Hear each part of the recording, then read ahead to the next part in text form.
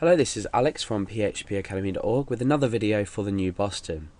In the last tutorial we looked at the header function and how we can use it to change headers, and we used the more common example of relocating a user to a specific page. Now we're faced with this problem where we have output before our page or before our PHP code, therefore this header function is returning an error. So let's just have another look at that. We're saying cannot modify header information. Header's already sent by this page, and we're saying on line 8, so we're calling this on line 8. Now there's a simple way to resolve this, and to solve this problem we use a function called ob_start.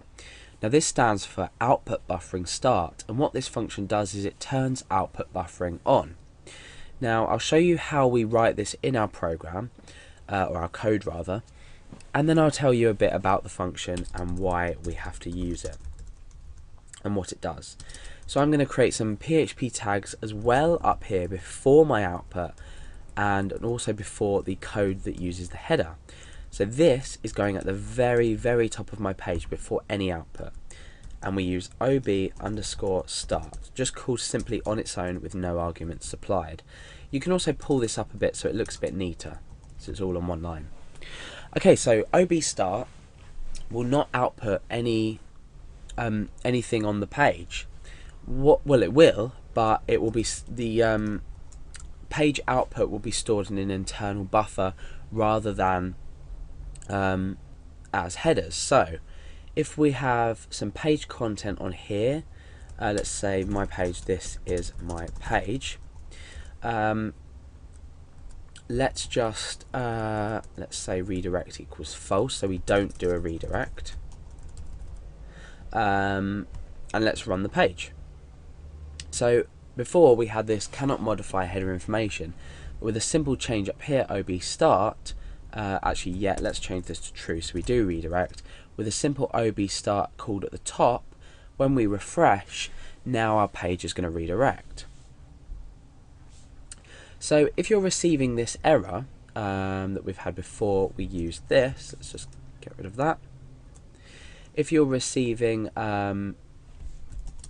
this error here, then you need to consider using the ob_start.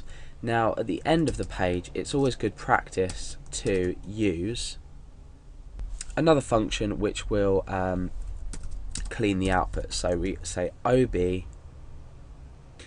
end clean, and what this function does is clears the output buffer but doesn't actually give us any contents back. So when we refresh this, that's still going to redirect. And if we change redirect to false, so we're not redirecting, and we refresh, go back and refresh.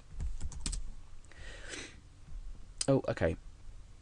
So if we use ob_end flush and we refresh, we get the page contents out. So if the redirect is false, we're not redirecting, but we're still displaying this even if this is not redirecting. If you are redirecting the page, you'll just need ob_end clean, and what this does is it won't output anything on the page. There's no need for that.